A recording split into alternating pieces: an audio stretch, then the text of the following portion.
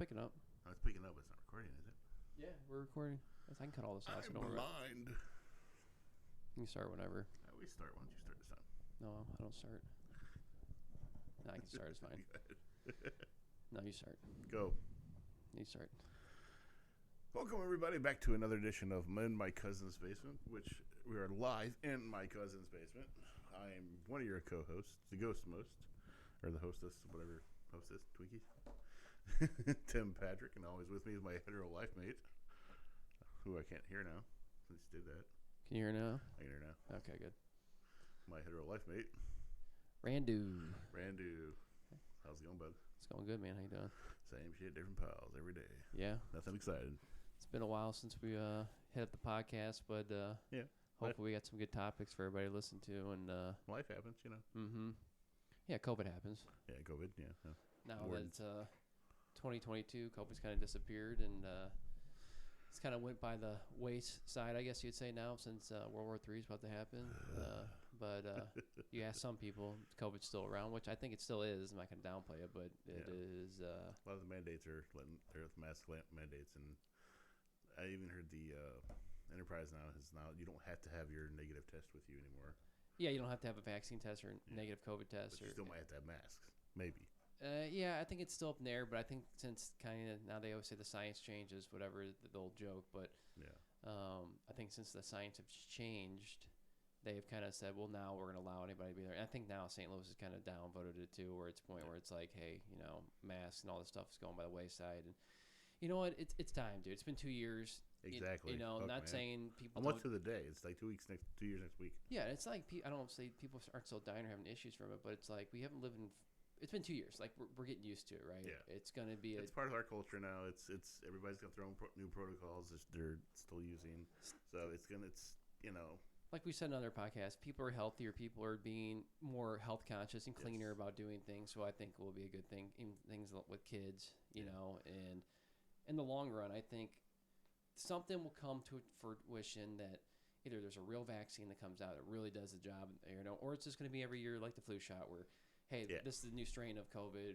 Take your flu shot. Boom. You don't have to. You can if you want to. Yeah. Right. Exactly. I think that will be a thing that comes in the future, but We'll see. whatever.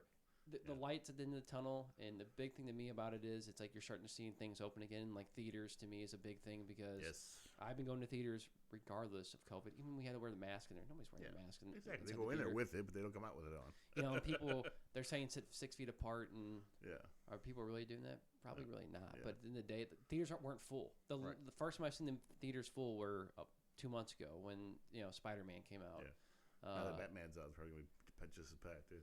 I've heard mixed. I've heard some nights people have said the theaters have just been packed for Batman, and other people are like, that theater, there wasn't that many people here. So I guess it just depends on what night you go, probably on the weekends or something like that.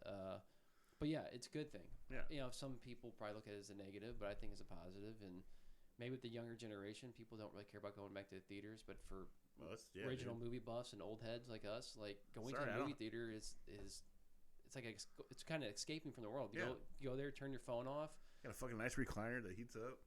Yeah, I mean, I want to get into a movie. Like, for example, like you go to the movie theater and you notice right away, like if you're really invested in the film, you look around, nobody's on their phone watching it. But if it's not a good movie that keeps your attention, you're going to see people on their phones playing around. I see a lot with the younger generation, and I'm guilty of it as well. But you were, definitely. But but going to the movie theater, I want to have a little escapism. So like, go to the movie theater, turn your phone off or turn it on vibrate. Zone into the movie for a couple hours, forget about reality, and that's what I go to the movie theater for, right? Because I know a lot of people are like, oh, it's great to be at your house and you can watch movies, and I fucking love it too because I have a nice TV down in my basement to watch TV on for movies in like 4K or whatever. But there's too many distractions. Like the kids, dad, phone, work. Yep. People Amazon at the door. Amazon, whoever, right? The dogs. I mean, there's always something, unless it's really late at night. And that's when I kind of come to realize I don't watch movies until it's late at night, until everybody's asleep, and I can sit there and just be in peace and quiet because I need my peace and quiet to watch movies. Yeah. Which brings up one of the topics we wanted to talk about today. and I think you mentioned this to me, Tim, and I think other people could agree with this now, is there's a lot of films coming out nowadays that require subtitles. Yes. Either indie films or even new genre movies, and actually it's been a lot of TV shows I've noticed. A lot of TV shows too, yeah. The Mayans were like that. Pretty much anything nowadays has to have some kind of subtitles, which I totally get. Stuff like Game of Thrones where they have their made-up language, or Spider-Man, just random movies like that they have the aliens, quote unquote, have different kind of language. I totally get that. But come on, dude, I do not want to sit there and fucking try to read a goddamn movie. I want to watch the movie, because half the time, on top of not just not understanding them, they don't subtitle everything, and they don't. How do I say this? There's stuff going on, and they don't leave the subtitles up long enough for me to read it and watch it at the same time. Yep, I'll make a good point here. At least I'm a fan of it. I'm a fan of subtitles, but I'm also not a fan, and it has to be for certain movies and shows, like you're saying, like Game of Thrones. A great example is me and my wife watched it. I watched Game of Thrones one time without her, right? Yeah. And then I got her into it. We watched it together. And then she started putting subtitles on and watching it at night when we're in bed because, well, the kids are sleeping and I can't have the volume up loud. Right. And I started realizing, holy shit, there's a lot of stuff that I missed because I can't understand what the fuck they're saying half the time. Right. And I was like, I'm actually learning a lot more about, like, the certain names and certain parts of, like, who's from what, it's called Bloodline or whatever you want to call it in the show. And I was like, okay, well, this is one of those shows that's probably good to have subtitles on because there's a lot of information, a lot of things going on. It's hard to catch it all. But there's certain movies you don't need subtitles for, right? And I guess it's subjective to certain people, right? Yeah. But like you said, there are certain things that are funny. Like there's sometimes I have the subtitles on and they say something and it's not exactly what they say. Yeah. And there too, which, whatever. But then you've seen a lot of foreign films coming over, like, what was that one that came out there? Squid Game. Yeah. And... well, shit, you could do subtitles or you could do the American voiceover while they talk. Yeah. And I tried the American voiceover. I just didn't feel like it was authentic. Like, it just seemed so fake. Like, it's like watching those movies where they speak and they're still speaking after they speak. And I was like, no, I can't do this. So I listened to it in their native language with subtitles. And actually, after about the 4th or 5th episode, I just even forgot the subtitles were there. It was part of the show. I was so invested in it. But then there's other shows that we watch and do, and I'm like, I can't turn these subtitles off. I can't do this. Literally, I watched 15 minutes of the Mayans. Now, I love Sons of Anarchy. I loved every single thing about it. It was awesome. But when they brought out the Mayans, the first, nothing but the whole episode of what I watched was nothing but Spanish subtitles. And I was like, I had to keep checking Netflix or whatever it was on to make sure the subtitle thing wasn't on, that I hit the wrong thing or whatever. But no, it was the entire time like, dude, I'm trying to watch it. No, I can't do both. Dude, Money Heist. So we watched Money Heist as well on Netflix. Sounds familiar. It's another foreign film, we'll say. Like I don't know if it was made in Mexico or a Spanish film or whatever you want to call it. It was filmed, and it's actually a really good show. At least the first 2 seasons, I thought. After that, I think they drug it on. Okay. To me, they drug it on way too far. But a lot of people like the show. It's a bank robbery. It's a heist type when they rob a bank and get money, and they have a plot, kind of like that's what happens when you rob a bank. Yeah. So it's in Spanish, and you can do the American voiceover, but I also did the subtitles. Subtitles were better, in my opinion. I watched it after 2 seasons. I couldn't watch anymore, but that was another show. I think it was good for subtitles. But again, I think it's becoming more of just a normal thing now. A normal pop culture thing to do is watch movies with subtitles on, and I noticed it more and more, even with like kids shows. I see kids watching with subtitles on. Yep. I mean, my kids aren't doing it because they're not old enough, but I've seen it. I've seen other kids doing it. Yeah. One thing that is good about it though is also like if you watch like Peaky Blinders, where the accents, they're speaking English, but they're just that Irish or that English accent. You don't catch everything, or they say it so damn fast. You got to put the subtitles on. That I understand you would need to. Yes. But like I said, some of these other ones are just ridiculous. Like, come on, dude! I didn't pay to watch this fucking movie in Spanish. Did you? You've seen Snatch, right? Yeah, I've seen Snatch. Yeah, it's been a while. That's a movie right there. Like when they're talking to the pikers and stuff, and they got their own piker language. Yeah. I had to turn in subtitles because I've watched like 100 times, and I'm like, I don't understand what they're doing. Finally, I turned on subtitles when I saw it on.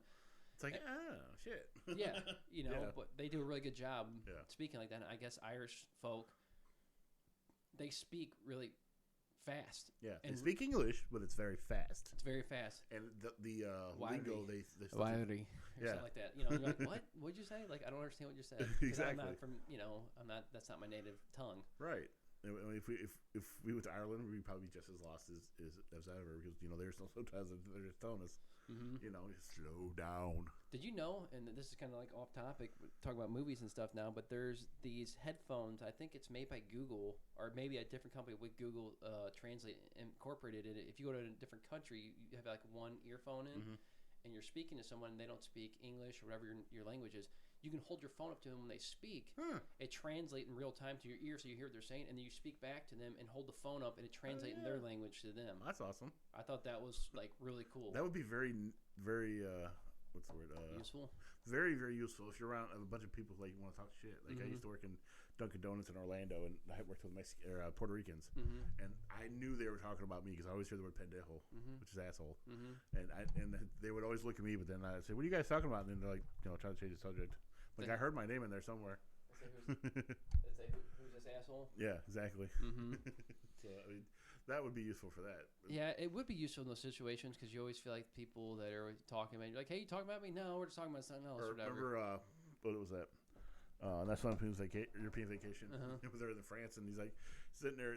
Clark's thinking he's talking about the menu, and the guy's sitting there saying, "Your wife has some nice tits." And your daughter. That would be perfect for something like that. But again, in movies, a lot of times it's not the exact language either. It's sometimes it's a mock up close to it, just so they can get away with it. Ooh, I got another film I watched not too long ago. What's that? It's called Ragnarok.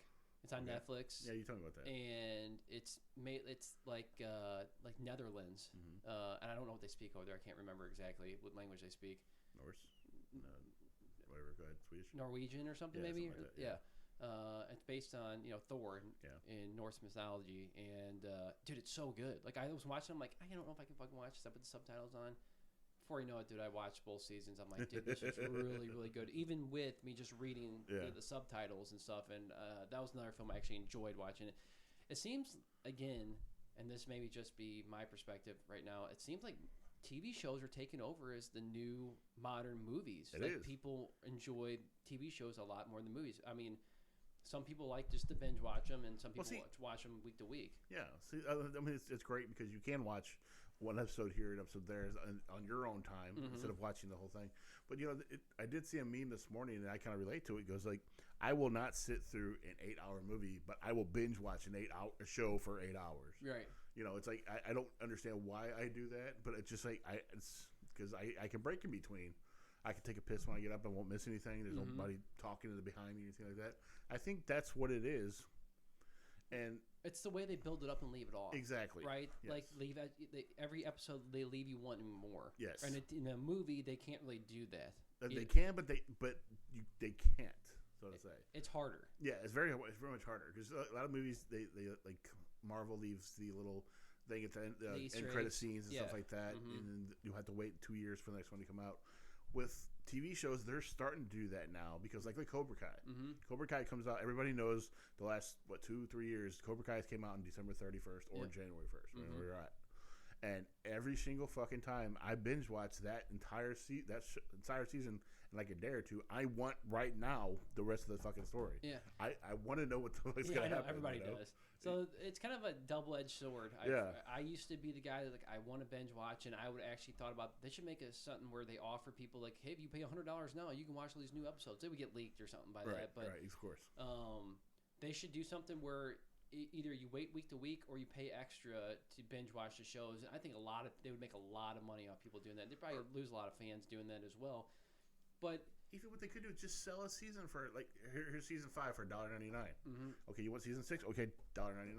The problem is, it takes a while to make these shows. Yeah, it does. I get that. But I think a lot of them, while they're recording season 5, they're starting right after season 5, and they're already in season 6. Right. But they're waiting to build up to get the fans, and get the money and get the viewership. Right. Yeah. But going back to your point, the binge watching, my buddies Brandon and Sam, that we always made good points about this, and it kind of went back and forth. Was when there's a good TV show on, I look forward to binge watching it, but at the same time, I kind of don't want to anymore because I feel like watching like Game of Thrones and some certain shows, I kind of look forward to watching it one episode a week because it Yeah. gives me something to look forward to. Where before, like I binge watching, like fuck, what am I gonna watch, right? Yeah. And I get it. It's like when there's a good show on, it's like I want to watch every episode too. Right. But I look forward to every week because, like, right now I'm watching that show Super Pumped, and some people might know what I'm talking about or not, but it's about Uber. And it's not my favorite show by any means, but it's something I get to look forward to every Sunday. I know it's on. Like when Dexter was on every Sunday, the That's same how way. it was when we were growing up. We would watch Roseanne only on Tuesdays on ABC. The next you have to wait another week for the next Roseanne. It's the same thing with South Park. I don't want to watch exactly. the whole South Park season in 2 hours or 3 hours. Exactly. I want to watch it week to week, and it makes it more fun and enjoyable. And to me, it does. Yeah. Now, certain shows, I will agree. If they release one season, I'm like, and they leave it off for another one. Most of the time they do. Yeah. It's hard not to want to binge watch it, but it's also hard to find that much time. So what I kind of find myself doing now is I'll watch one or two and then I stop, so I have something to watch the next day or do something because. It gives you time to comprehend. Unless I'm what sick happened. in bed or something, then that's understandable. Or it's like a rainy day and you're sitting in with the kids or whoever. We just not doing anything. A lazy, relaxing Sunday. Right. I like them both. I get to have my cake and eat it too in that situation. But I think I'm kind of old school in that way. I kind of like waiting week to week now. Yeah. I never used to, but I appreciate it now for what it was. And when I was a kid, I didn't appreciate it as much. Right. Because like I said, because then you can, if you only watch like 2 episodes here, then 2 episodes there, you can comprehend what happened, and then you can think in your mind, oh, I wonder if this is going to happen. Oh, I wonder if this is going to happen. And then when you appreciate the show more when it comes back, especially the ones like or just go straight to Netflix on the whole season. You have you have all of them there. So like, okay, I'm not going to miss it. I know this is going. You kind of plan your schedule around it. Yep. Already, then you don't have to wait the next Tuesday every Tuesday. Then Super Bowl or something comes up, or you're gonna miss it then because of something happened. Or dude, I'll tell you this too. Something I really enjoyed about the week to week stuff is for good shows and even movies. We do this with movies as well. The speculation. Right, week to week, like going on the forums, looking at people like the movie buff that are like, I speculate what's going to happen this episode and what's going to happen this episode. Even if it doesn't follow along with a book or something that's already set in stone, the speculation goes, and then you get the hyped of the next episode of what's going to happen and what didn't happen, and you get to talk about it. I've noticed a lot of good social media, we'll say YouTube, people that do, what they call them, content creators. Influencers or content creators, whatever you want to call them. There's a bunch of ones that are movie buffs, and they every week after episode comes out, they recap the episode, and then they speculate what's going to happen on another one. They make like 2 seasons, and a lot of times the people are like dead on. Like they're really good about keeping up with what's going on. I don't know if they have a team of people or if they just they do their homework and just do it together, right? Well, it's got to be a team because I've seen a few, and I'm not going to name. Well, I'll name drop one. Screen Crush on YouTube. This dude, if it literally breaks down every single episode of Hawkeye or something, and then like the next day he has all this information. It's like, are you that much of a nerd where you can get all this all this stuff done in a day? No, he's got a team. Yeah, they got people helping him, whatever. But still, it's just like, wow, some of the stuff that they come up with. It's a lot of stuff to put in and a lot of time and content creation to make it, but I appreciate it, and that's why people watch him because he does his job and he does the right thing. There's a couple guys that do that, but I know Screen Crush is a good one. There's another one I followed too, and he's strictly Marvel and he's strictly other stuff. But going back to what you said earlier about movies, before I lose my train of thought, is why people don't succeed with movies doing like we're saying with the TV shows is because it's very hard to do that formula, right? Yeah. But Marvel has found a way to do it because it ties in with their backstory, with their lore and their backstory of comics, how they all tie together. Like the Avengers all tie together and came together for Endgame, right? And now the new one they're doing all the stories with the what's called the Multiverse of Madness with Doctor Strange and going into doing that in the multiverse. It's all tying together. So people appreciate that, watching this, and then they figure out which movie she should watch in which order. Yeah. It's a cool thing to do. Cool.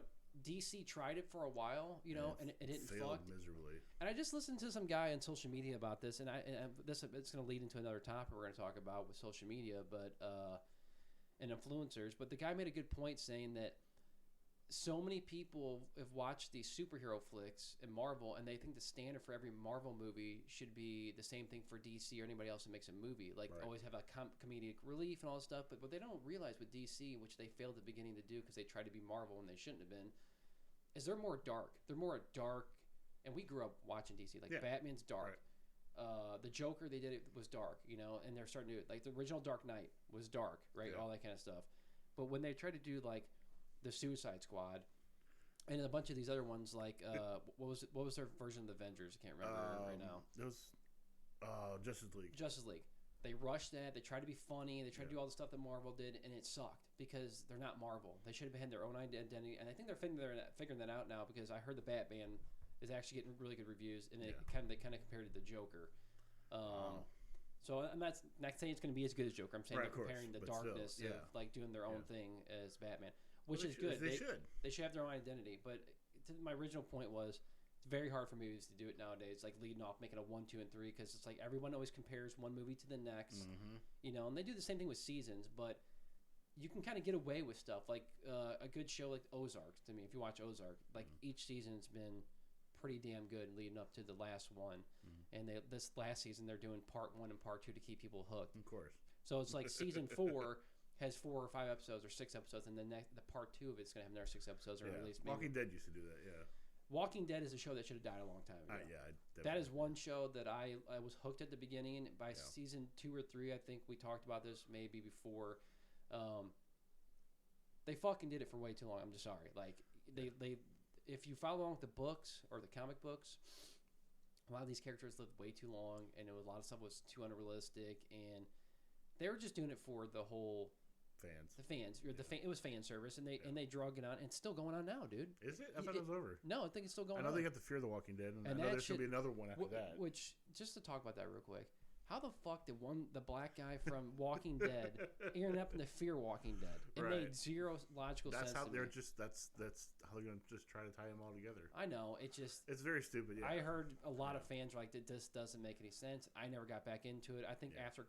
Spoiler alert, after Carl died in the first one, or not the first one, but the season 5 or 6, whatever happened, right after that happened, I was like, good, finally. I didn't like Carl, and I was like, I'm done with the show. Like, I think I stopped that right before him. Mm-hmm. So, either way, there's certain shows that shouldn't keep doing that, and I think that was one of them. Yeah, I think that could lead into one of your topics talking about just movies as a whole. Right now, this being Hollywood being unoriginal, and how many times they're going to reboot movies, like. It's like it's like leaving these shows go on forever and ever. But how many times can you reboot and make the same movie with the same storyline? Exactly. And for nostalgia grabs. Okay, we'll go back to Marvel. Mm-hmm. Marvel has done Spider-Man 4 times now. They did the old one back in the 80s, and they did the Tobey Maguire, then the what's his face? Sony did those. Yeah, Sony did those. And Marvel didn't do those. Garfield did those. Mm-hmm. Garfield, and then Marvel did the newer ones. Tom Holland ones. Yeah, there's 4 of them right there. DC did it with Batman. Mm-hmm. They had Adam West. They had Michael Keaton. Yep. Why do they keep redoing this? I understand there's more stories to the character. I can give you a couple backstories for that. One, the original Spider-Mans were made by Sony. Yeah. Marvel didn't exist. That's fine. MCU, that's right? Totally fine. And same with Andrew Garfield. And they failed miserably, in my opinion, with those. But the Tobey ones were great. I like the Tobey ones. And the Andrew Garfield ones were okay. I meant they failed because they didn't keep going. Okay. And Spider-Man's the biggest character. Right. It's like after 3 episodes, three sequels done. Yeah. Marvel came in and did right with Tom Holland. They did it right, made it very... accessible for everybody. Yeah, they made it for age appropriate, and everybody likes him. Yeah. Right. And to be honest, Spider-Man's the most historic, iconic superhero in Marvel. Like if you ask any kid, like my son or anybody, it's always Spider-Man. Right? I mean, obviously that's right. It just broke the records for the movie sales. Right. But Batman, most people don't know this, and you might know this. There's like 3 different versions of Batman. Yeah, there's more than that, I think. Right. Yeah, there's a bunch of different versions of Batman. Yeah. So I think they've tried their different versions, like with. Ben Affleck, he was more like the Playboy millionaire. Yeah, but like the more like hard ass with like less. I can't think of the words I'm trying to use, but like his suit was different and stuff like that compared to like Adam West's back when they he was like, more techie. Yeah, like more techie. And his like him and the Joker back in the day, that was like most of the more funny one. Yeah. That's what 60s. Yeah, and then like you had like Bruce Wayne with Michael Keaton, who was in my opinion was one of the best ones. Yep. Not gonna take away from Christian Bale was probably the best in The Dark Knight, obviously. Yeah, that was The Dark Knight though, not. Yeah, but you can just tell when you listen the genres and like the feel of like the Batmans were just different. But to your point, why do we keep rebooting them? It's because they haven't did successful where people are like, I want this certain person. And it's very hard because now, like with typecasting and stuff like that we talk about. Right. Who do you get to keep doing Batman over and over and over again, right? It's very hard. Some people want to do different roles. So Tom Holland's good because he's going to grow into it from a kid all the way to I think he'll stay with doing Spider-Man. You never know. I mean, even Downey Jr. is talking about doing another Iron Man, or at least a cameo or something with Iron Man. Well, I think in Marvel they've discussed it, and he said from now on he'll do cameos, and I think it'll bleed into it. But there's some people saying that Tom Cruise might be the new Iron Man. Christ. But only in the multiverse. Only in the multiverse of madness. He's supposed to make an appearance from a different universe. That's what they're speculating. God, no. I know. I'm not really sold on it either. I love Tom Cruise and like all the Mission Impossibles and stuff. Yeah, those were fine. Just no. I mean, Jack Reacher was awesome too, but no. Well, he's an action, guy. So it's I have always stuck to the originals. Like I love Michael Keaton. I love Clooney, but not as Batman. I love Kilmer, not as Batman. Yeah, exactly. They should have. He's not my Batman. Put the money up or whatever and kept Michael Keaton in it. He would have been great. Yeah, you know what the funny thing is, and it's people are like talking about the multiverse madness thing. It's like if RDJ decided I don't want to play Iron Man anymore, then you can maybe have a discussion. But at the end of the day, you can't replace Iron Man. He is Iron Man. He is Iron Man. You know, like I've had this conversation many times. Talk to little kids; they know it's who RDJ is. His persona, his swagger, the way he talks and like carries himself, dude. He even in real life he acts like Iron Man. Tony Stark. Yeah, he is Tony Stark. He acts like Iron Man. He acts like the billionaire philanthropy playboy kind of person. You know, he wears those type of glasses out in public. That's just who he is. It's funny that you said that because I saw Jimmy Kimmel. I can't remember. There was a thing where they had the Avengers all on the show, and it was, I know it was during COVID because they had the screens in the background with the crowd, and the crowd was asking him questions, and some lady asked him who is the most sassiest one or stubborn one in the group, and then everybody's like, we're gonna have Robert answer this. He pulls out the glasses like Tony Stark, puts them on, he says, "Ain't gonna bond that bitch. We don't need that bitch." Yeah, you know, I saw that too. I think someone pointed and said it was Robert Downey Jr. Then he pulled out the glasses and said whatever. He's like, still, it's like, get this bitch out of here. He is Tony Stark. I mean, you can even, I bet you anything, if you watched like Weird Science and pull up a part where he's in it, Link would know exactly who that is. You know, it's amazing how he blew up in the 2000s. Then because obviously he was on drugs and whatever. Yeah, but in the 80s. It goes to a good story. I think he brought it up before. It's like people deserve second chances, right? Exactly. He was a young, very stupid kid. You know, very popular party, and it's just it happens with rock stars and everybody. And then he got in the wrong place, wrong time, did a lot of drugs, got out, and look at he's probably one of the highest paid, if not the highest paid actor that's out there right now. Right, he's a very hot commodity no matter what he does now. Probably him and Tom Holland are probably the top two. Yeah. You know what's funny, and out, they go out in public too. It's like Hemsworth probably on there too. Well, yeah, I mean anyone in that Marvel cast is probably pretty big, but you look at the big names. You're looking at Spider-Man, Iron Man, Thor, stuff like that. But I think Iron Man probably has to be the top one because everybody knows him. And everybody's been asking him to have him back, and he was supposed to make an appearance in Black Widow as a cameo. Yeah, I heard about that. And they pulled it out for some reason. I don't know if it's going to be in the extra cut scenes or something. Who knows? But I wish he'd make another appearance. I think people just don't realize what we had with the Avengers won't be ever recreated again with that cast. Like they really did a good job picking that cast out, and I'm so glad, like especially with the Hulk, they got rid of Edward Norton. Yeah, I mean, I didn't even know who the Ruffalo was until most people didn't know who Mark Ruffalo was. Yeah, it's amazing. And then Ant-Man, perfect. Paul Rudd's perfect for Ant-Man. He is. All the people they get. I think the brothers, the Russo brothers, do a good job picking out the casting crew and stuff like that. And I think definitely Black Widow. I know they're setting up for the Young Avengers. Like we already know that they're setting up for the Young Avengers, but they'll never be able to reproduce. And I think we're lucky to see it. And it's like, dude, it'll be 2015. They'll probably still be making Marvel movies. Yeah. There's just there's something about it. There's just so much. There's just too much. There's too much going on. It sucks that Stan Lee's not around anymore, but at least his vision's still getting put into the movies the way he did in the comics. He would still give it. I think his kids help out a lot, probably too. Yeah, more likely. But yeah, that winning formula with Marvel, it's so good. But it sucks because if it's like, and this guy made a great point too. If it's not a Marvel movie, then most movies they can't make blockbuster films anymore. They can't make $1 billion, right? Right. It's very hard. Like I heard. Avatar is going to be making like 2 more films, and they obviously they stopped them because they have a huge franchise as well. but they might be like the last movie compared to Marvel that might be able to break that $1 billion cap. It's like whatever movie or franchise is coming out, huh? Maybe Star Wars. Well, Star Wars, obviously. I'm sorry, it's Star Wars, but they kind of went away from doing movies now, and they're doing really well on Disney Plus with like Mandalorian and Book of Boba Fett. That's right. I've actually enjoyed those more than I've enjoyed the last couple Star Wars movies. I haven't seen them yet, so I can tell you. I'm not a huge Star Wars fan or nerd either, but the Mandalorian, I'll tell you right now, it's fucking great. I've watched it 3 times. Yeah. I've watched all the seasons, and the new one's gonna be coming out here soon. And then the Book of Boba Fett comes in and ties in from the Mandalorian, which I was like, oh, I don't know if I'm gonna be into this. Dude, I was sucked in. Right. And I'm not a huge Star Wars person either, and I love fantasy and all that kind of bullshit and sci-fi stuff. So I don't know. If you're not a fan, I'd say even just give it a try. Try a couple episodes, and if you don't like it, well, then it's not for you. You know.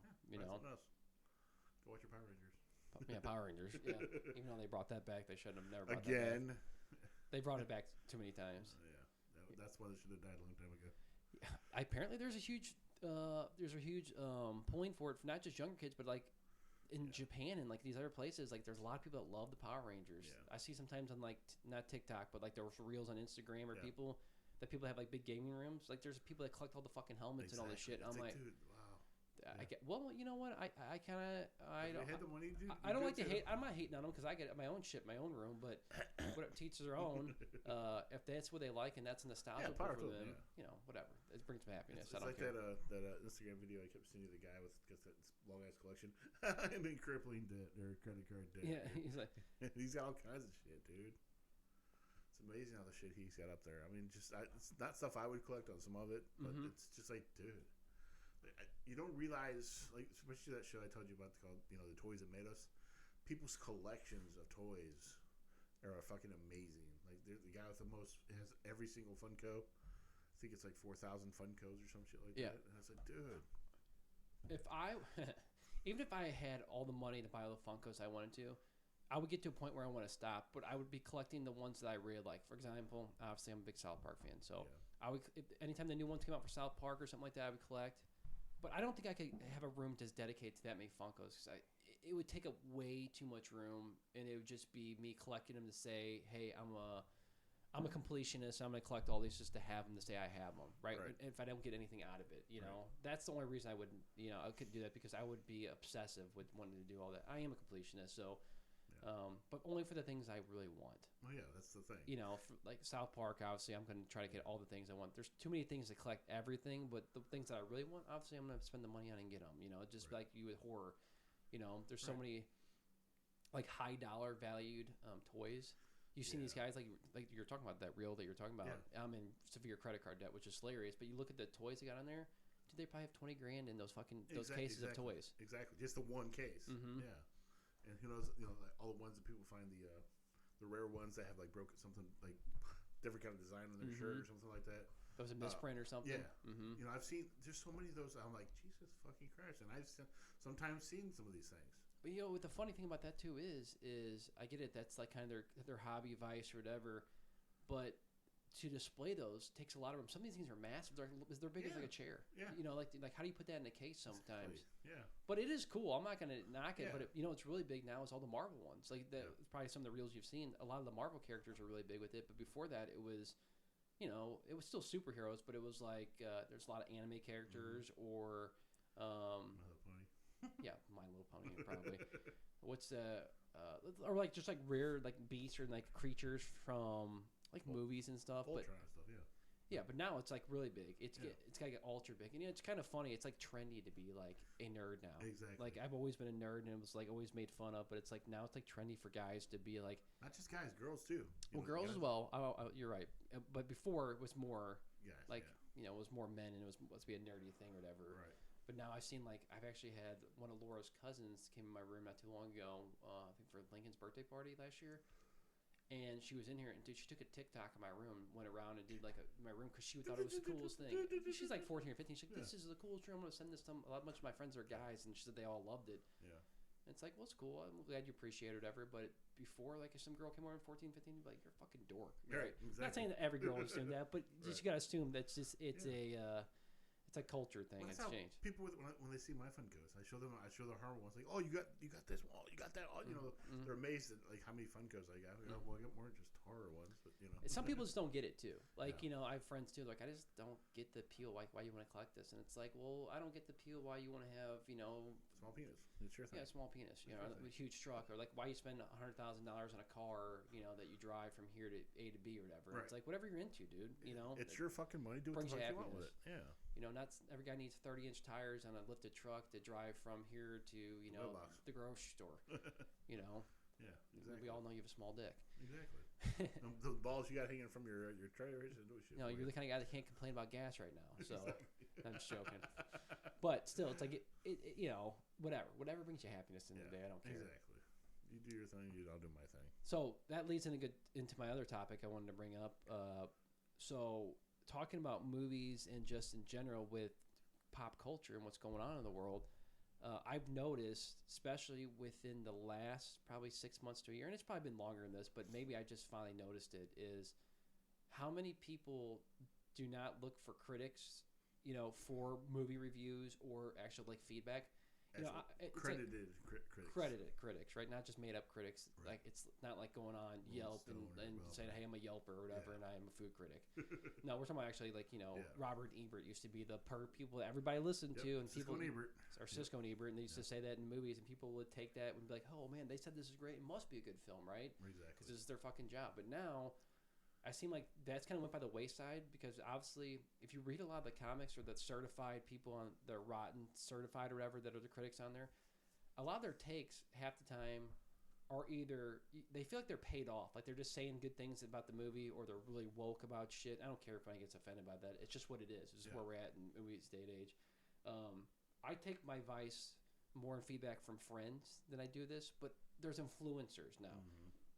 And sometimes I feel like either they're getting paid to say good things, and they're probably not all of them, but the ones that are really popular probably get a little incentive, like, hey, talk my movie up or something, like here's $1,000 to talk up our movie or something. Yeah. Here, Sony's paying for this video. And then there's legitimate people on there that are movie buffs, so like, hey, I went and saw this movie and I gave it 7 out of 10, but I'm not going to give you spoilers, but I'll give you enough info to know, like, hey, this movie, this is what I thought about it. Yeah. I've kind of picked and choose, and I kind of weed the people out that I know that are actually really good movie buffs and stuff, but I feel like that's why a lot of movies don't get the rep they were supposed to, because one influencer will say something, it could either make or break a movie nowadays. It's really weird. Hence the word influencer. It's just really weird. Like, you wouldn't think about that anyway, but I guess a critic could really make or break it, just like back in the Johnny Carson could make or break a comedian's career.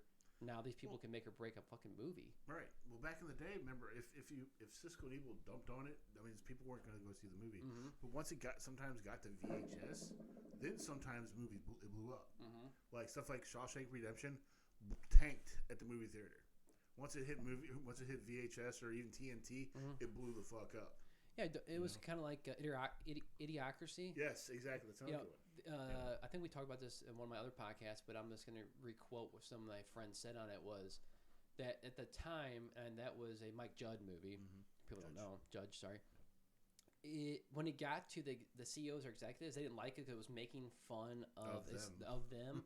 So they took it as, we're not going to market this and we don't like this shit. But as soon as it got out of the movie theaters, because I don't think it did really good in movie theaters, it became a cult classic and blew up and people loved it. Yeah, I still love it. I still do too. And that's how you used to make or break movies. And now you got these people on that listen to people, and there's some good influencers actually like, hey, this is just my opinion. You guys should still go to see the movie. Don't take my opinion for what it is. Just take it for what it is, and go see it and still form your own opinion. Those kind of people I listen to more because they're actually, like, you can tell they're genuine. These other people, I can't tell if they're genuine or not. So it's like younger generation, even probably other people that don't have time to do their homework and actually are into movies, because not everybody's a movie buff. They just like to go see a good popcorn flick, and they don't care. There's like, oh, I heard this person said so and so. And they're going to take that for their word. It's like listening to the news and saying that, what CNN said or what Fox said is always 100% true. Right. You got to kind of do your due diligence and kind of form your own opinion. So it just, to me, it's weird. And you're starting to see it more like with Batman right now. And this is where I started getting really good ideas about it. Not ideas, just the idea of how the critics can make or break it. It's like some guy gave his opinion on Batman, and there's a huge, obviously, Batman following in the world. And he's getting death threats over it because he just said he gave the movie an 8 out of 10, so it was a good review, but he didn't like 5 things in the movie and they took that as like the holy gospel. Like you just shit all over this movie and do all this stuff. And he's like, this is just my opinion. Like he's like, I gave it still a great review and a great score, but I didn't like these 5 things about the movie. Right. Like he said, like they tried to insert like funny parts into like a dark comedy movie. He's like, it wasn't dark comedy. So like, why would you guys try to insert it in it? They say it was just not needed, stuff like that. And the movie was too long. It was like 3 hours long. He said you could have made it like shorter. Like actually real good feedback on a movie. But besides that, he was like, the movie was really good and Robert Pattinson killed it and all this stuff. To me, again, it's his fucking opinion. Who cares? Right, and so, it's the internet. What do you expect, right? But that's what people use today as a source for good movies, good shows, music, whatever, right? I mean, that's that's why you hear the same song 600 times a day in a radio station because radio they're pushing it. They want you to influence you to go buy their CD or even buy the single, whatever they do nowadays. Yeah, and they get paid more money. The station and the station gets some type of benefit to keep playing this over and over again. There's always something. There's always a money grab with a lot of this stuff, and then you find it's kind of like watching or listening to underground music. You find like the underground content creators that are trying to start their thing out and they're trying to do it the right way, and then you got the other people that are just doing it to either create controversy, so they get a lot of people to watch their show and flood their stuff, and to get their 15 minutes of their kudos, or not even kudos, just their clout. Yeah, the big thing about getting online and getting clout nowadays. Yeah, and then you get the word of mouth. You you heard. Well, I heard Randu said this about Batman. And then you got somebody saying, well, I heard my friend said that he heard from Randu. Yeah, and then and then you blow up from people just talking shit about you. That's funny because too, you talk shit about something. You got. I'll bring this up point. It's like people who listen to Joe Rogan, right? You got the people who've been following Joe Rogan since the beginning, like myself. And you know what kind of person he is, and he says something. And then there's people that take things out of context. They don't listen to the show. One time they listen to a snippet of something he said, and that's gospel to them, and that's how he is, and he's a piece of garbage. That's how they're based. And then they get the whole context, and it's clickbait. It's like usually like like a news station or something stupid, or a Twitter clip or something. Yeah. And they don't do their research, and then they come to find out, and they have to eat crow. And some people double down on it and do whatever. But to me, I think that's a big problem, and it happens with movies too. Yeah, right. Exactly. I've been seeing it with more and more movies, and people just reviewing movies. I just think it's weird, man. But I guess it's just the way society is nowadays. Yeah. Before we were kids, I mean, if we wanted to listen to a movie. I mean, I had to get in the newspaper and read what the movie times were, and listen to read critic reviews. Three sentence review about it. Or you called a 1-800 number and they would list the movie times off, right? It's like I didn't get to hear anything about that, or I had to hear from a personal close friend or family member to get a movie review. Yeah, if nobody's seen it, well then you're on your own. You guys see what you got, I think the best thing they've done is, I don't even know if this still really works, but like Fandango, like they give a review. Yeah, you have to be like certified, and you have to buy a ticket, and after the movie's over, then you're allowed to give the review or whatever. But I don't know if that's still like fake or paid for or what, because I'm sure I've heard mixed things that people actually like what they do now for movies, if they know they're gonna bomb and stuff, is that someone will buy like 1,000 tickets, and most of these people won't show up at theaters, and they've proved it with like recordings and stuff like that, and just so they can do fake reviews on the movie. It's like a marketing thing now to do stuff, and I really believe that. I really believe people do that. I don't know if you've heard that before, but it's not like some mainstream thing that people talk about. But like the people that are really underground in the movies are like, when they knew a movie's gonna bomb and they're trying to make their money back, whatever, they're desperate. They do these kind of like these tricks to try to get people in the movie theaters. I mean, that's a lot of people, even radio stations do it with things. Do they? I won't name a station, but when I was in Ohio, one of their stations. Name it. I can't remember the name of it now. Off the top of my head, MTS or something like that. It was the rock station. Mm-hmm. In the '80s, they would always have a contest every summer. You could win $5,000 or something like that. I can't remember exactly what it was. Nobody was listening, or nobody entered after like a couple of years. So like, okay, we got all this money. What are we gonna do with it? We can't spend it because it was donated to us or promoted to us, whatever. Right. So what they would do is they would get their friends and family to fill out the entry forms, and their friends and family would start winning. There's other times when they were trying to have who is the best radio station in town. Mm-hmm. They would have their friends. They would do like, printing, get a printing press basically, and printed out all these entries that said they're number one. Mm-hmm. That's why they were always number one in Cleveland or wherever it was. Cleveland Rocks.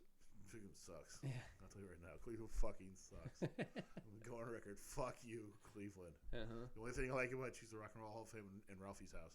Everything else, fuck you, and even Drew Carey.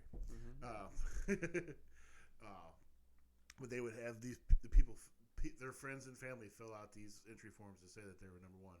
So for the longest time, 10, 15 years, they were the number one radio station in Ohio. They cheated to do that. I definitely could see that. I could see that with that, and I could see that happening with a lot of things, right? To stay relevant and do stuff like. Exactly. I'll give this another example, and this is kind of funny. So, spoiler alert: if anybody watched Dexter new season, well, I'm about to spoil it because I don't care. This is my podcast. I can do what I want. But anyway, giving you a heads up now. If you don't like it, turn it off right now or skip ahead. So, new Dexter. I've been a huge Dexter fan since I've been a little kid, and so my mom got me into it. Right. I always love that show. When the Dexter season came out, episodes 1 through 9 was amazing, and I followed this thing on Twitter, like I was talking about. Like I follow like people talking on speculating stuff on, and I followed the show. And this douche, I'm not gonna name his name, but he's a douche. Okay, and not me. He on the 10th episode, and I'm not saying anybody couldn't have liked the 10th episode, but for a mega fan, he acted like the 10th episode was just amazing. All right, and the reason he acted this way, okay, is because he was a writer for for this free, like it's called like Dexter something, right? Yeah. Whatever. Fan page. Yeah, it's a fan page, right? And they write up their own. So he's like a journalist for it, whatever, and writes up or like a movie buff or whatever you want to call it. And he's got him and a team of other people that work on the show, and I think he does it for free to try to get his name out there and get into the industry, right? Right. Which is cool. And well, in the 10th episode, he just praised the director and said this is great, whatever. And like the director follows him on Twitter and all this stuff, whatever. Yeah, Slurp Shack, and everyone's bashing him. And it's like, and he was arguing with people on Twitter, and they're like, "Look, dude, like we get it. Like you're writing these reviews." And he's like, "No, this is what I really believe in." It's like, even if you really believed it, what you are saying never doesn't go along with what everybody else is saying. Like, so you're the 1% of the 99%, right? More people hit it. It's like people are like, yeah, put up a poll and have them vote. So he put up a poll on there. Every single time they asked if people liked the new season and what they liked about it, what they didn't like, it was always in consensus. The new season was great for the first 9 episodes. You guys sucked in the 10th episode. You didn't listen to the fans what they wanted. Yada yada, and he kept on trying to make his case in his story or whatever because he was trying to be part of the. He wants to get his name out there. Wants to get into that position, right? And some of his takes on what he was saying, because I'm not going to get into weeds about it, were I think accurate, and I think they were okay. But for the most part, it didn't line up with most people who are Dexter fans, and it seemed like it was all fake. You know, just to give praise to the show, and he was trying to get the ratings to go up, right? But at the end of the day, the ratings were the last episode for the last season of Dexter got more. It was the worst rated episode of all time of Dexter. Now the last season before that, where it was the last episode, was the worst rated. It got rated worse than that, and people were like, "We should have just stayed with the original ending." Yeah, because people would have been happy not to bring him back and do all this shit, right? So I guess my point was, there's people out there that try to influence and do this stuff to make it look better than what it really was when it was bombed, and he was trying to play devil's advocate. Yeah, PR, cleanup, marketing, devil's advocate, and it just backfired him, and he looked like a fucking moron. And then he was trying to argue with people, and I actually argued with him on there, and because there were so many plot holes and loopholes that made no sense. And I don't want to go into them right now, but we can talk about it after this. There's like 10 of them, and I listed them out, and he tried to deflect on all of them. Right, and then all these people are like, "Hey, these are really good. These make all sense, right?" You know, so like, I'll just give one example. The detective of the town figuring out that he was sheriff, his girlfriend. Yeah, his girlfriend figuring out that he was the Bay Harbor Butcher from wheel marks on bodies from the ocean, which would never have been there with salt water and decaying all that over the time, even if they were in plastic bags. Over that time, the marks wouldn't stand there. And her figuring out this over the internet, over Lundy, the best serial killer detective, whatever you want to say, person that finds people that works for the FBI, couldn't figure out who Dexter was, but the girl at a small town could figure out over the internet. Exactly. It just didn't seem plausible. There was too many loopholes, and like the difference distinguished between like M99 and like that he used like ketamine or whatever the fuck he used or whatever. There was just too many stupid plot holes, and like this doesn't make sense. It doesn't add up. Right. So I'll leave it at that. But there's people like that try to influence things and try to do damage control, which I get it. Like, he's trying to be Mr. Nice Guy and do that, but at the same time, it's like you're really what you're doing is you're making things worse than making it better, in my opinion. Exactly. You know, it's just people are like that, and that's why I have a couple group of friends that if they see a movie, I'm gonna go with it and say, "Fuck," you know, what everybody else says, I don't care. But before I get off that real quick, to each their own. If you really enjoyed it, great. Yeah. Right. And I don't think he really enjoyed it though. I think there's people out there just doing fake stuff. There's people that actually are, you know, they're genuine. They're like, hey, I really enjoy this, and there's people like, hey, I hated it. Right. And the consensus were more people actually hated it than they actually liked it. There's probably a reason why, and then he was just like, no, I'm not listening to that, right? Yeah. It's like there's no open-mindedness when it comes to those topics, and it happens, whatever. And like there's movies I like that people hate, so I get it. I just think it was annoying that if you're going to be an influencer and say that you're part of like the Dexter cult and all this other stuff and doing whatever, and you've been a huge fanboy, it's like maybe you should see both sides of the story. Right, and just not be tunnel vision and see what you saw and it was greatest thing ever or whatever. Right. You know, it's like Game of Thrones. Everybody hated the ending. Yeah. You know, and the writers were like, if you could write better, then you guys should have wrote it. Directors, whoever wrote this stuff, and then they're like, some guys like, here, I'll give you an ending on Reddit that got upvoted like 30,000 up times. That was a better ending, and they're like, no, we're not listening to this. And it's like sometimes you should listen to the fans. Sometimes, right? Yeah. It's like they're the ones watching the show or the movie or whatever it is, or the video game or the musician or whatever. Maybe you guys should take what they say into consideration just a little bit because that's where you get your money from, right? Exactly. They're the ones that, you know, sign your checks, so to say. But no, people don't care. They just like whatever they're gonna do. You know, they're taking their ball and they're running home with it. You know, screw you guys, I'm going home. Yeah, screw you guys, I'm going home. It's one of those things that kind of irks me, but at the same time, it's just the world we live in. Like you're never gonna get everyone happy, right? You can't make every fan happy or whatever. But I think there is ways for improvement. I think one of the ones you should listen to fan feedback, not all the time, but I think you should take some into consideration in these writing rooms and whoever's doing this stuff. And it's like, hey, maybe we should give the fans a little service what they want. Right. And maybe that's my point at the end of the day. I mean, that's a great valid point. But like you said, you can't please everybody. You know, you're if you listen to 30,000 people, you're going to get 30,000 different stories or endings or whatever. You know, sometimes people there might be one or two that are very close to each other or stuff like that. You know, but it's as many reviews that they get from movies. I understand why they wouldn't want to listen to all of them. Because you know you got the whole fucking internet, you know, yelling at you. Batman's better. You know, why is Robert Pattinson Batman? All this shit. You know, whatever. So, but then at the end of the day, it's all in your hands. You do what you want to do. Well, I'll put this out there and I'll drop the Dexter thing because it's probably my favorite show of all time. Until that ending, but still, it's probably my favorite show. I still watch it at least once or twice a year, probably more than that. I'll just throw it on and listen to it for background noise. This season of Dexter was the most watched season of all time on Showtime. Of course, yeah. It had the most subscriptions ever Showtime's ever had for it. They made the most money off the show or whatever. And the CEO and them were doubling down saying this. Now, maybe Michael C. Hall didn't want to do another season. Maybe this is what he wanted to do. Then just tell fans that. And this is why he ended. Like, they didn't really come out and say it. He didn't really hint and say that because money talks in the day. You throw enough money in the guy's face, well, sure, I'll do one more season, right? Wanted it the right way that fans wanted to do. And that's what and he got sick of people asking him, hey, when are you going to do Dexter? When are you going to do Dexter? But he was waiting for them to do the right thing and for the right reason and make it the right, script. Yeah. Right? And they finally did. But at the end of the day, I don't know if he just wanted, if it just felt rushed, right? Yeah. And now the CEO and them are like, are you going to do another season? They're like, we might do like a prequel or sequel with, you know, his son Harrison. People are like, we don't want that. And he's like, oh, maybe we're not going to do that. And, you know, it's like in any show, it's like at the end what happened to him, it's like you could make anything happen. You can say he was dreaming in jail. And a lot of people are like, why don't you just make it seem like he was dreaming and this was the ending was going to happen if he didn't turn himself in or do something like he wrote a book. Or like there could have been so many different ways they could still do it. It's like you can throw money at anything and fix it. So like if they're going to do it, like at least do it one more time and fix it and do it the right way. If not, don't do it again. But dude, after they doubled down and did all that, dude, they lost like all their subscriptions. Like nobody's watching Showtime now because of what they did. That's all the reason why people would get Showtime was just to watch Dexter.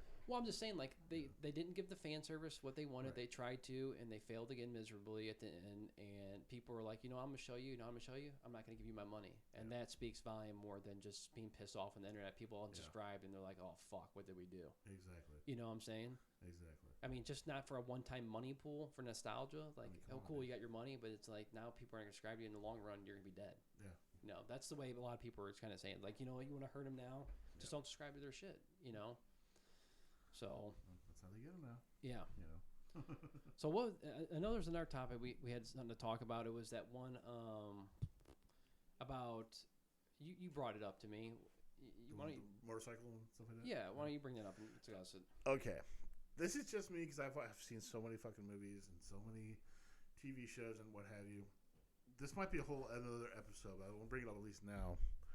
Where you got the bad guy, you have the hitman. He's being chased by the bad guys. He crashes his car to kill a couple of bad guys. What's the first thing you do? He jumps on a motorcycle.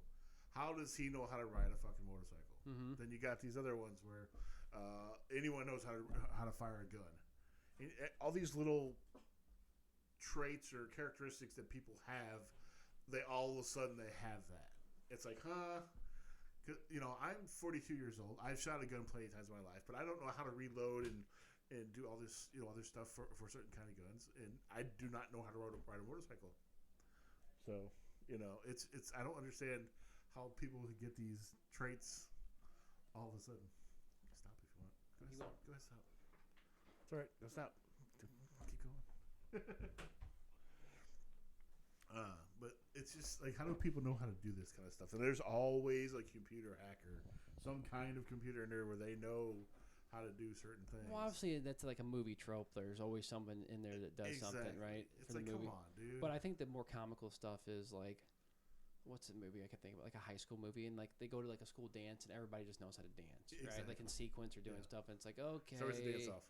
like there's a dance off or something going on. That always pisses me off. And then obviously in movies, people skydiving. You said the thing that were like shooting guns and stuff. Like everybody's a gun expert at some point, and it's like cool, exactly. But I get it. It's a movie, so it's like some stuff is supposed to just be believable. Yeah. Then there's some stuff that that is very far fetched. Exactly. Yes. I can't think of one off the top of my head, but I guess the computer stuff. Yeah, not everybody's gonna be tech savvy. Right. I guess that's just a thing. But yeah, it depends. Like if they come out and say they're specialized in something. Yeah, like there's always a techie somewhere in the movie. Well, like, and like Gone in 60 Seconds, he's like, what can you do? He's like, I can hack into the DMV and do all this other stuff and do a lot of tricky shit with the computer. Right. Okay. That makes sense because he comes in the movie and he introduces himself as that's his character role. Exactly. That's whatever, He just walking in an Apple store and this guy automatically knows how to do something. Yeah, but I guess not everybody has to have a backstory and do stuff, right? But it's far-fetched if, It keeps the movie going. Yeah. But still, it's just like, come the fuck. Here, I'll give you an example, and I think people have said this before in, like, Marvel, like, Gwyneth Paltrow, obviously it's going to be part of, like, the Iron Man sequence or whatever, like Ironheart, or they're going to call her. What's he call her? Iron Whore? Ironheart. Oh, that's an Iron Whore. Yeah, Iron Whore. That's the porn film. But it would be different if, if she just jumped in a suit and just could be like Tony Stark, right. like without any training. Like some people have said that it's like kind of far fetched to see her just jump in a suit and start doing stuff with no training from Tony and doing all this stuff and yada yada yada. And it's she did in Avengers, Endgame. Yeah, I know that, but it's like then you got to think about it too. It's like, well, maybe he trained her in the off time and it's been doing some stuff, but they don't talk about that, right? So it's like you just got to believe a lot of this stuff. Right. So it's just ridiculous that, like you said, the far fetched ones. Like even people. Do you know that everybody knows how to drive a semi? Apparently, every time there's a semi in a movie, somebody knows how to drive one. Like Big Trouble in Little China. And not just that, just, like Terminator 2, T-1000 or whatever, 800. Knows how to drive a semi. We watched Transporter last night. The guy knows how to drive a truck. He's like, come on, people. I could believe Terminator could because he's a robot and sentient being or AI robot that could do some artificial intelligence, and probably the same thing with him. But yeah, other movies. Some of the other movies, yeah. It's like, dude, seriously. I agree. Or they know how to work the trash compactor, or there's some kind of thing in the factory that everybody knows how to do that. It's just like, come the fuck. Hey, you just pull that lever right there. Yeah, exactly. I know how to do this. It's like, dude, I understand they don't show it off camera what they're really doing or whatever, but still, it's just like seriously. I think it's just a classic movie trope. Yeah. With a lot of that stuff, it's hard to, it's not plausible. It's like I mean, doesn't stuff happen in horror films all the time with that kind of stuff too? Like, yeah, kind of. Michael Myers knew how to drive a car. yeah, exactly. But I mean, yeah, I guess driving a car. He was doing very well last night. What, say it again? He was doing very well last night. Yeah, exactly. Wasn't that supposed to be the guy that was? Yeah. Yeah, it's just something that irks me. It's just like, really? Because like I said, I'm 42 years old. I don't know how to ride a motorcycle. Mm-hmm. I can do a gun, certain kinds or whatever. But it's like the motorcycle stuff is not believable because it's like, I would say that's like a 1%er thing that a lot of people know how to jump on a bike. It's like probably riding a bicycle, I could believe. Jumping on a motorcycle or a Harley or something, you're probably not going to know how to ride. Yeah, exactly. I mean, come on, dude. It's just one of those things about movies. It's like, here we go. It's just me. No, I get it. It's one of grinds my gears. Yeah. I guess the other thing we were going to talk about was just how movies now are just, they're remade and all the time. And I think right now we're starting to see in Hollywood, maybe it's starting to kind of go back, but maybe not. I don't know. It seems like, I think after Ghostbusters came out, I think they really started maybe they're not learning their lesson, but I heard that movie bombed in theaters. Mm-hmm. I heard a lot of fans were really pissed off. I don't know if we talked about this in the last podcast, but when are they going to get to a point where they just start making original ideas with new material and not just keep rehashing stuff for nostalgia to make a quick buck? I don't know. I think that's another reason why people go to movies, or not movies, but TV shows, because all these TV shows are original ideas. They're new things no one's ever heard or seen of, or they've heard of it, but there has been a movie or something done about it. But now it's like they can't do that because either they don't want to spend the money, or they're not original enough. They don't have a good writer enough to do stuff. I think that's a big problem right now in Hollywood, and I think that's why the movies. It seems like movies are dying. Yeah. In a little bit of sense, like they're not hyped up as much as like we're going back to original talking about TV shows. You're like nothing against Marvel. They have the same formula. Mm-hmm. You got the kid. He grows up, doesn't know he's a superhero, a mutant, whatever, or even becomes a superhero. They get the girl, or they save the world. They get the girl. Mm-hmm. That's it. How many Marvel movies can you say that do that? Almost every single one of them.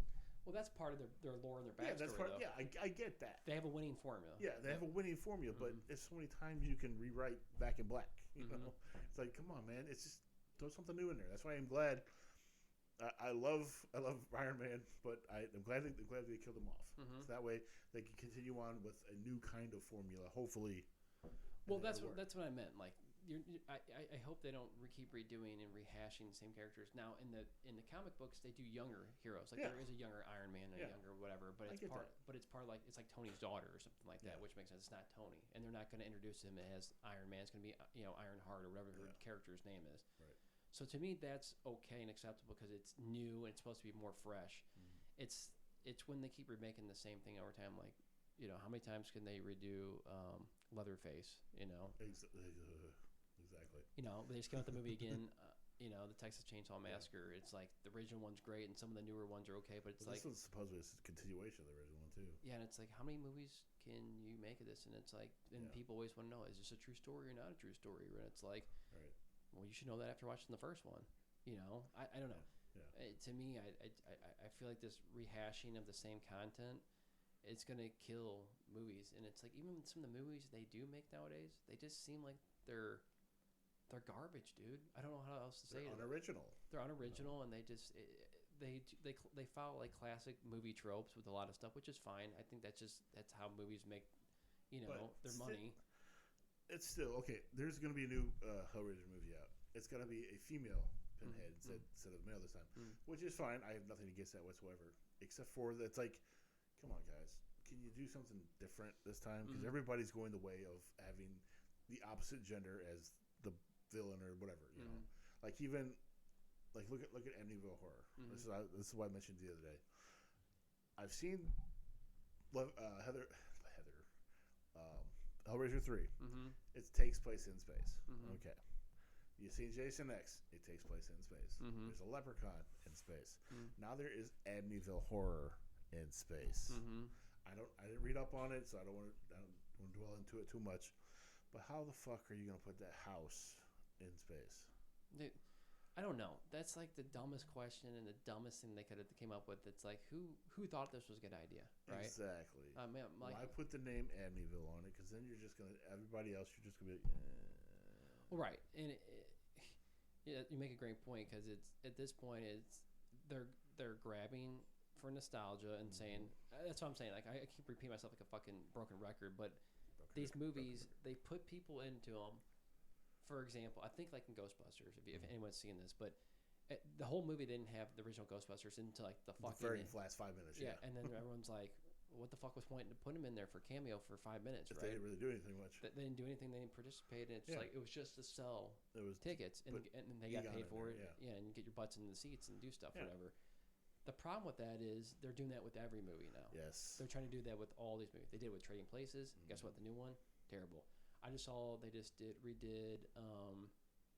I thought that was funny, and I'm not racist or anything by any means, but they redid the Wonder Years, and it was all white people. Now it's all black people, and it's like I don't care about that, but it's like, why the fuck do you need to redo the Wonder Years? Like, just do a new show. Right. No, it's like redoing Family Matters and making the family all white. Exactly. It wouldn't work. Exactly. Right? And I've heard the reviews on it are terrible. So it's like, who's asking for these shows? You know? Right. I don't know. So I mean, because half their audience is gonna either dying or you know. Well, it's just people are there. It's it's like we're saying like redoing Family Matters or doing whatever. It's like they're redoing the Fresh Prince or stuff like that. It's like why are we redoing this? Like leave that stuff alone and just come up with the original. It's already happened. You don't need to happen again. It's like those shows were great for what they were. And it's like I loved all those shows. It's like please give me a new show. It's like tryhards will say, "Well, history repeats itself." No, it doesn't. You're carbon copying your sitcoms don't repeat themselves. Exactly. Right. It's like trying to redo Friends or that '70s show or any of the stuff that was in the time. It's like people liked it for what it was. Like, hey, let's redo Seinfeld. How about no? Like, just stop. Exactly. Right. We need to do these shows. Come up with a new show, and then people will appreciate it more. Exactly. I'm like, am I the only one that fucking likes new original content? I can't be the only one, right? Exactly. No, I can't be. And it's like not every show I want to redo is going to rehash. I don't want to watch Roseanne at 70 playing Roseanne. Exactly. You know, even though they brought it back as the Counters and all that shit happened or whatever. Yeah. It's like you can't have Roseanne without Roseanne. Exactly. That's why they called it the Counters. And guess what? Yeah. It sucked. Yeah. It didn't last. People were not happy because you took out the main character because of her ambient tweeting. Her mouth. So, either way, I guess my point is like I just want original content, man. At the end of the day, that's it. That's all I'm asking for. I've already seen this. Give me something new. Mm-hmm. You've been there, done that. Give me something new. Yeah, I can't wait to see Bad Boys 7, redone with a, with a Latino and a Filipino, or whatever. And they're both one's a tranny. Yeah, it's like, dude, I don't care about that kind of stuff. It's like, give me a new content and I'll be happy. It's like I don't care what their gender is, what their sex is, who they want to fuck, and in their political world spectrum. Just give me a good movie with good content and a good storyline, original content, a good storyline, and backstory, or whatever you want to call it. And I'll be there to watch the movie. It's just I don't, or a TV show. I just don't want to watch the same stuff anymore. Like I'm sick of it. I don't want to see Terminator 9. I don't want to see Fast and the Furious 14. You know. So they're on to now. No, I'm just making up numbers. I'm just stuff to say, but might as well be. It's like when I see a movie come out, I'm like, oh, here's the same movie we're doing again. It's like, one movie I can say real quick is like new Top Gun coming out. I'm actually excited about that. I think that's okay. I think the original Top Gun, they shouldn't have waited this long, but I guess they're doing one more as him being kind of the flight instructor now, which is fine. That makes sense for that kind of movie, but for not all movies should be redone like that. But that's where we're at right now in movies, though. Yeah. We're rebooting old movies from the 70s, 80s, 90s. Yeah, they're bringing back. They're supposed to be shooting for Indiana Jones. One more. You can't do any. Is it with Harrison Ford still? Yeah. Okay. Supposedly. Okay, you can do the Harrison Ford. He's in the 70s, so we'll see how that works. I just don't bring back Shia LaBeouf, please. Shia LaBeouf. He's kind of went down as an actor, dude. Dude, ever since he did that, let's do it. Shit, he fucked himself. Well, I think he was really on drugs a lot, and he's got a lot of family problems too. I've heard. Yeah, well, the internet can ruin anybody anytime. Mm-hmm. So that's what his problem was. Well, yeah, I mean, that's why people should have a publicist for Twitter and all their stuff. So if they need to scrub tweets from a long time ago or do whatever, they make themselves clean. Don't tell your publicist shit. Keep it to yourself. Well, it's just saying that. It's like everybody's got skeletons in their closet, and everybody wants to be part of society and act like a normal person. But when you're in, pop culture and you're a superstar like actor or a comedian or athlete or whoever the fuck you are, you don't have the same rules that everybody else does. Right. I mean, you do, but it kind of you're let off a lot easier. Like you can't go out in public and just expect not people to bombard you and like you. Like you want to, and you want your own privacy. And I think a lot of people respect it, but at the same time, it's like, dude, most people wish to be you, and it's like sorry that you can't go out in public and be like anybody else and not be bothered. Right. Exactly. I'll quote James Hetfield when he was talking about Axl Rose one time. Mm-hmm. He's like, the difference between Metallica and Guns N' Roses is Metallica doesn't get drunk at 3 o'clock in the morning and call their publicist so they got a blow job so they can tell the whole world. That's the biggest difference. Dude, That's he was true. this guy had everything in the world to be really talented, and he just drugs and alcohol. Even now he sucks still. That's why I call them bums and posers. Dude, they were good at one point, I think, originally, but 80s, early 90s. I've never really enjoyed their music. I'll put up with it, but I won't like it. I always thought, to be honest between me and you, and this is just my opinion, I think Axl Rose is terrible. I just never thought him was a good Axl singer. Poser, Yeah, I just never saw him in that way. But back then, he was a superstar and whatever. He's a diva. That's what it is. Is he? Yeah. Everything he says is his way. Yeah. Well, it's got to be about him. Well, when you got that much money and fame and power, sometimes it happens with most bands. It gets to your head. Yeah. Yeah. You got anything else? Yeah. Your mom. Oh. And your mom again. And my mom again. He says. Too bad she's dead. Yeah, that's why she put up the fight. I love that movie. We need to review that movie. What movie is that? Basketball. Yeah, I'm just joking. Dude, seriously? You slipping in your old age? Yeah. No, I think that was good. I mean, there's other things we can discuss.